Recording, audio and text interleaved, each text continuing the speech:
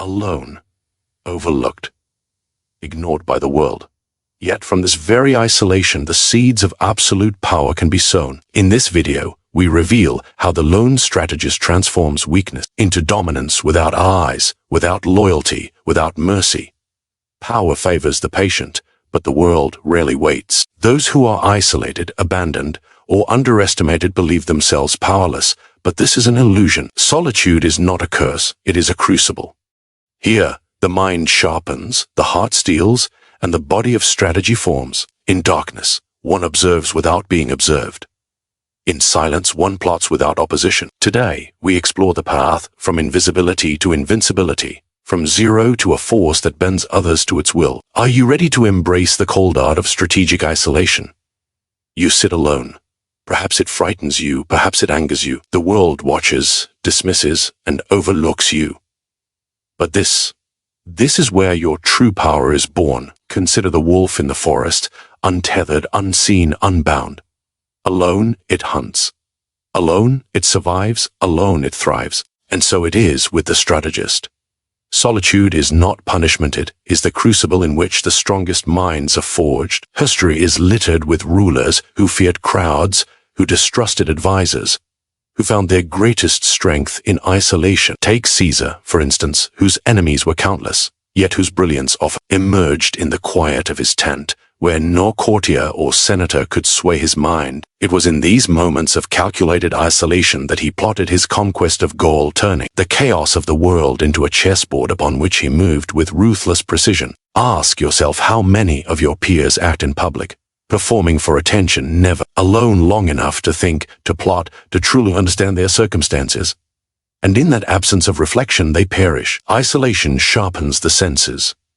When no one is watching, you see reality clearly, stripped of flattery, envy, and false counsel. The isolated strategist observes patterns invisible to the crowded mind. You notice the hesitation in a rival's step, the tremor in a voice, the slight deceit in a seemingly innocent word. Alone, you are free from influence, free from bias, free to calculate the moves that others chained to their advisors, friends, or factions cannot even perceive. Ask yourself, do you want to be another pawn, reacting to the whims of others, or the unseen hand that directs the board? Consider Niccolo Machiavelli himself.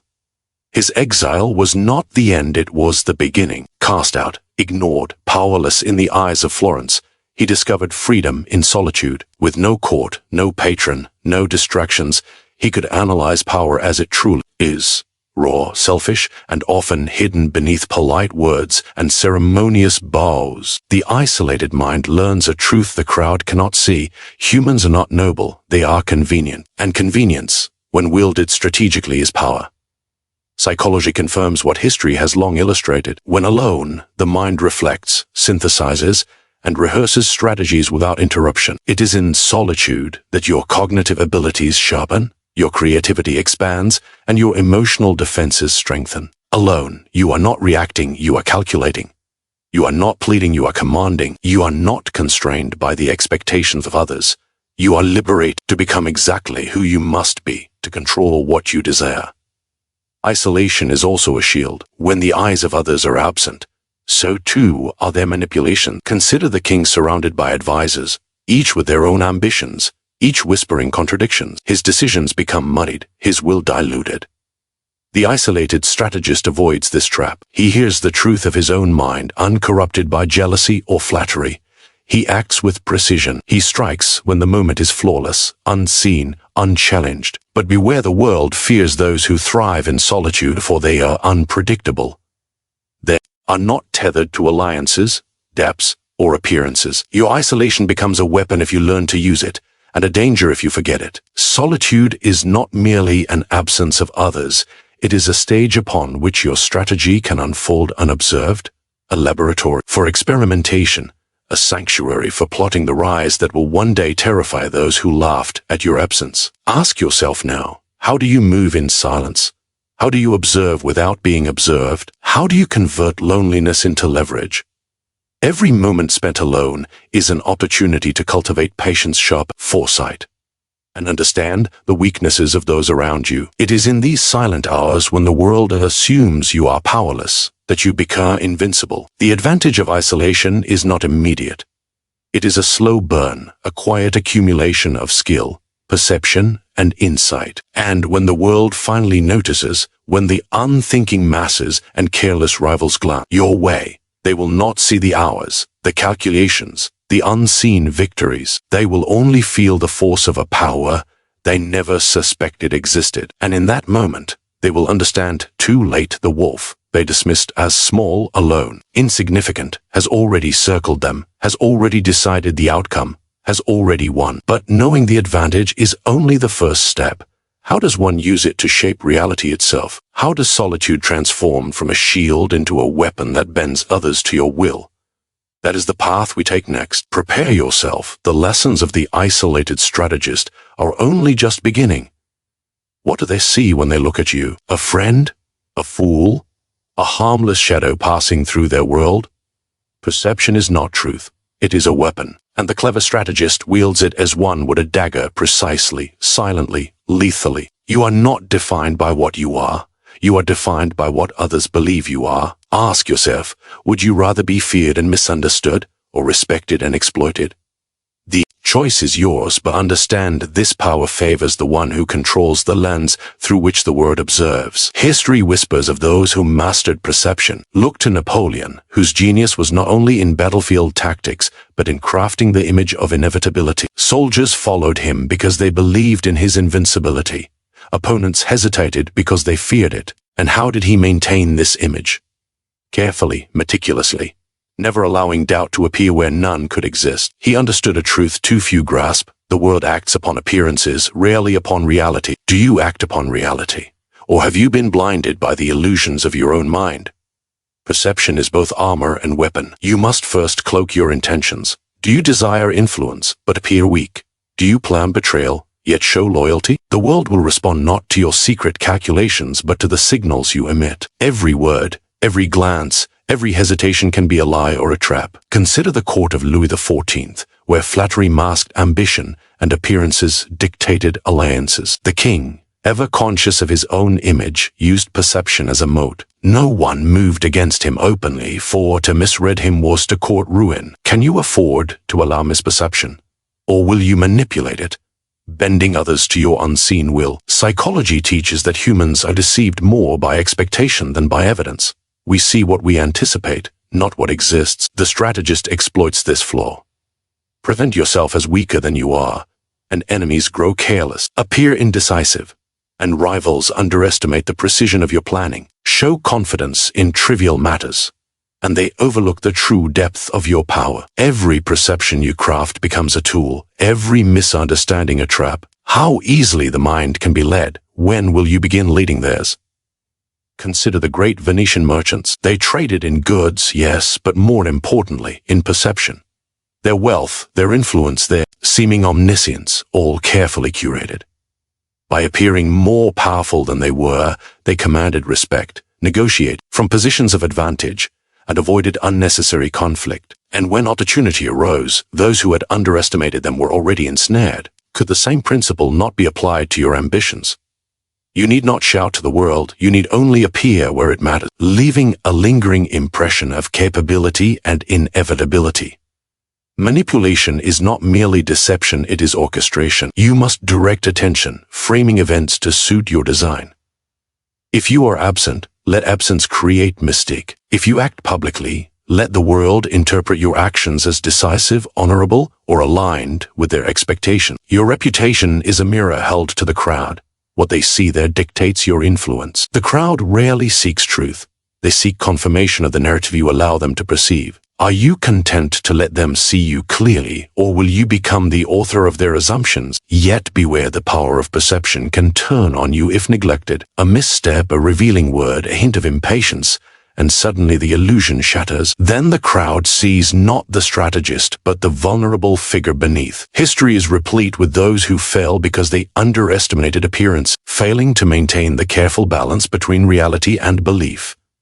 Your task is constant vigilance. To shape perception is to engage in perpetual warfare fought in silence, on the battlegrounds of thought and expectation. Ask yourself now, how will you be seen? As a pawn moving at the mercy of others, or as a force carefully orchestrating belief and action, shaping the reality of those around you without their awareness? The eyes of the world are always upon you, even when they are not. Every glance, every rumor, every gesture can be harnessed, manipulated, weaponized. You need only learn the art. And when perception is mastered, when your rivals stumble over illusions you have planted, then you will see the true power of invisibility made manifest. But control of perception is only the beginning. Once you bend others' beliefs to your will, how will you bend their action? That is the question we turn to next. In the cold calculus of influence and obedience, what is the difference between those who rule and those who are ruled? It is simple. The master understands the delicate balance between fear and respect, while the servant bows blindly to circumstance. Fear is immediate. Respect is earned. Both are necessary, both are dangerous. And yet, few grasp the subtle calculus required to wield them together. Ask yourself, do you inspire loyalty because they admire you, or because they dread the consequences of defiance? And more importantly, can you command both without revealing the method behind your mastery?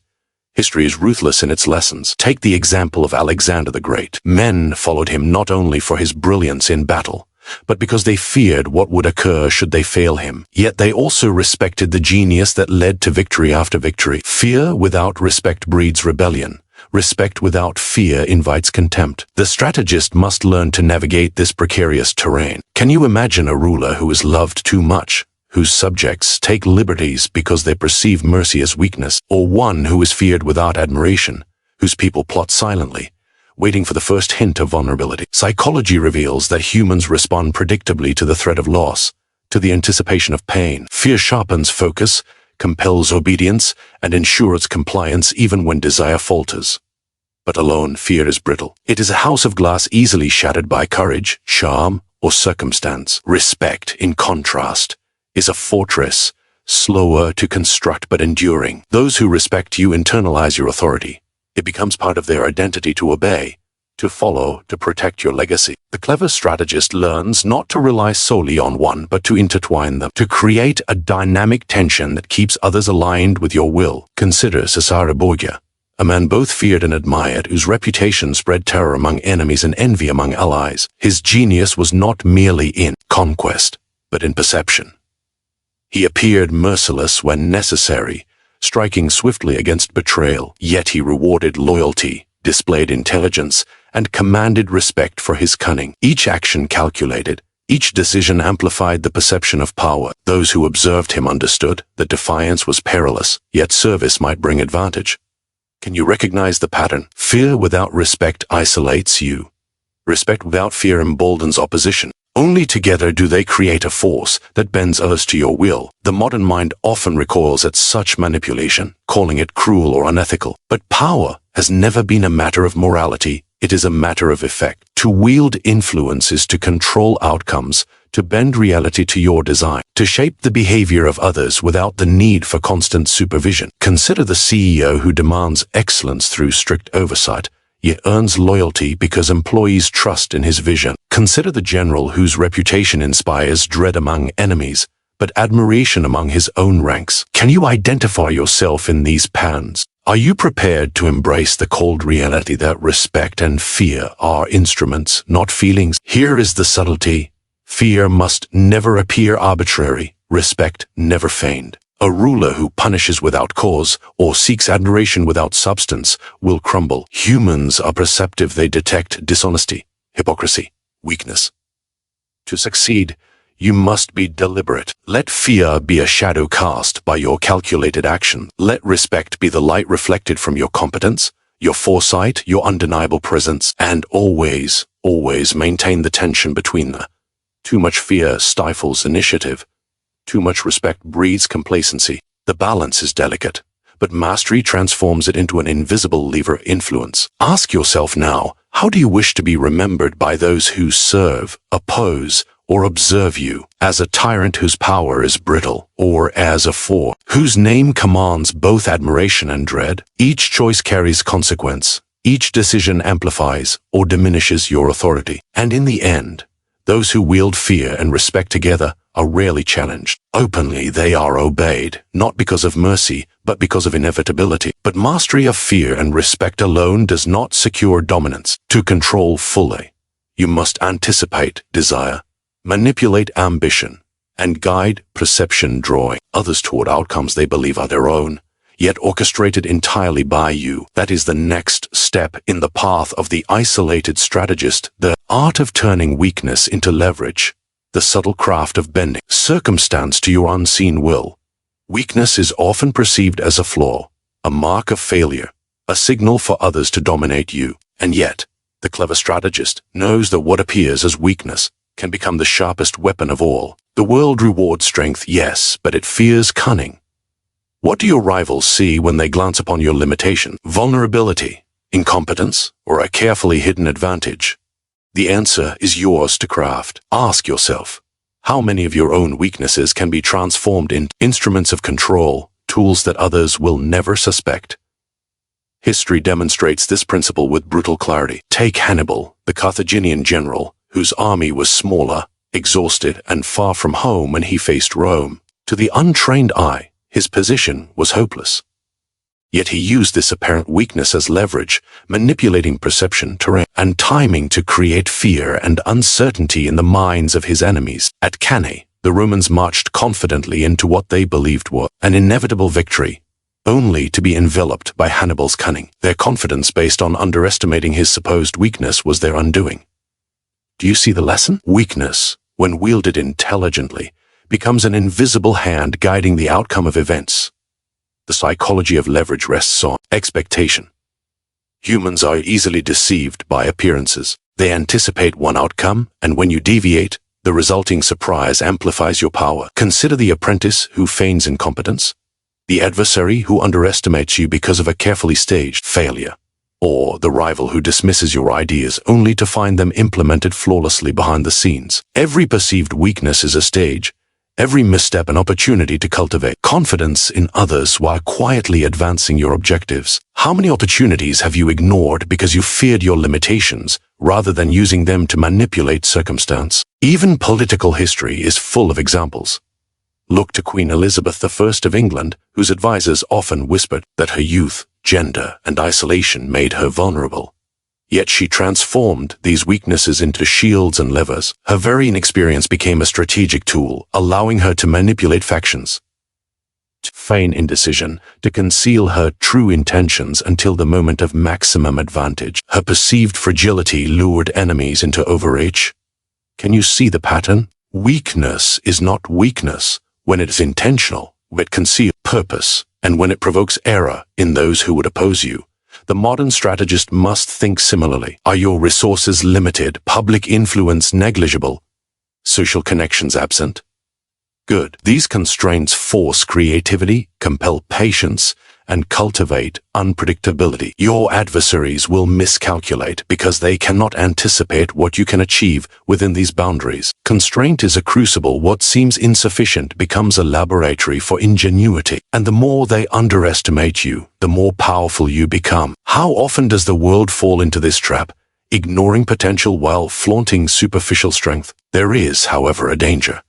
Weakness becomes leverage only when it is deliberate, and disciplined. The strategist who merely endures limitation suffers, becomes reactive, loses initiative. But the one who understands how to exploit scarcity, vulnerability, and apparent incompetence turns every limitation into a lever. To do so, you must cultivate perception, timing, and psychological pressure simultaneously. Appear weak, but strike when the world is unprepared.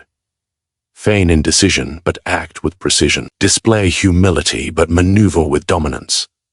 Do you have the patience for this art? Consider the samurai Miyamoto Musashi, whose reputation as an unorthodox and underestimated swordsman allowed him to outwit multiple opponents simultaneously. He appeared less polished, less disciplined, even weaker than his peers, yet his understanding of timing, psychology, and deception transformed every perceived flaw into an advantage. Those who underestimated him paid the ultimate price, proving that leverage is not about the possession of strength, it is about the perception of opportunity and the cunning use of what others overlook. Ask yourself now, which of your limitations are truly yours, And which are opportunities in disguise? How many doors remain closed only because others misjudge your capacity, because they believe your weakness to be permanent? To recognize this is to command power quietly, invisibly, ruthlessly. The world always rewards those who exploit what others dismiss. But understanding leverage is only the beginning. To convert weakness into absolute advantage, you must not only anticipate mistakes but also orchestrate desire, ambition, and fear in others. And that, the strategist will learn next the subtle craft of timing and patience. The art of striking not when it is expected, but when it is inevitable. Patience is not weakness. Timing is not chance. They are weapons, the quiet, invisible tools of those who understand the rhythm of power. The world hurries, moves rashly, acts on impulse, and is rewarded only with frustration. But you, the strategist, must move differently. You must wait, observe, calculate. To strike too early is to waste advantage. To strike too late is to surrender opportunity. Ask yourself, do you act because the moment compels you, or because you have designed the moment to compel others? History is merciless in rewarding timing. Consider the rise of Augustus Caesar. Rome was chaotic, torn by civil war, factional ambition, and betrayal. Yet he waited. He calculated each step with the precision of a surgeon. While rivals charged recklessly, he observed, consolidated support quietly, and struck only when his power was undeniable. Every victory was measured, every move designed to maximize effect. Could a man of impulse have done the same? Would rashness have delivered Rome to his control? Timing transformed potential into supremacy. The psychology of timing is subtle. Humans respond not just to events, but to the context in which they occur. A threat perceived as immediate inspires fear. A reward presented at the right moment commands loyalty. The strategist understands that action divorced from context is wasted energy. To act too soon is to alert your rivals, to give them time to adjust. To act too late is to surrender initiative. Observe carefully. How many failures around you could have been prevented if patience had been applied? If timing had been calculated instead of assumed? Consider Hannibal again. At the gates of Rome, he did not march blindly upon the city at his first advantage. He waited, lured his enemies into overconfidence, manipulated terrain, and struck when their assumptions were weakest. Timing amplified his power. Each movement was not dictated by impulse, but by precise calculation. History applauds the bold, but it rewards the patient who knows exactly when boldness will yield absolute advantage. Strategic patience is not idle waiting. It is active preparation, observation, and manipulation. While others act, you analyze. While they speak, you listen. While they reveal their intentions, you conceal your own. This is the power of the isolated strategist. Inaction is not weakness, but invisibility. Your enemies act, thinking themselves clever while you wait, knowing the true moment of advantage is approaching, and when it comes, you will strike, and their surprise becomes your leverage.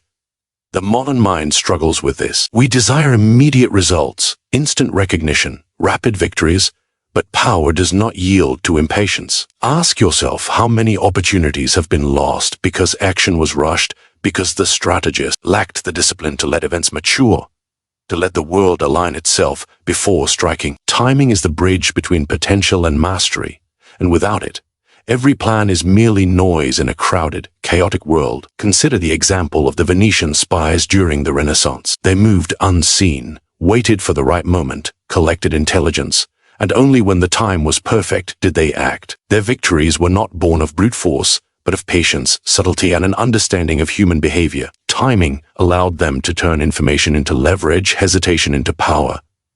Can you see the lesson? Patience is not passivity, it is the art of making the world move according to your hidden design. And yet, timing alone is insufficient. It must be paired with perception, leverage, and influence. When the moment arrives, your strike must be decisive, undeniable, inevitable. Hesitation at the apex of opportunity destroys what patience has built. You must recognize the alignment of conditions, the readiness of your own capacity, and the vulnerabilities of your rivals. Timing without execution is wasted.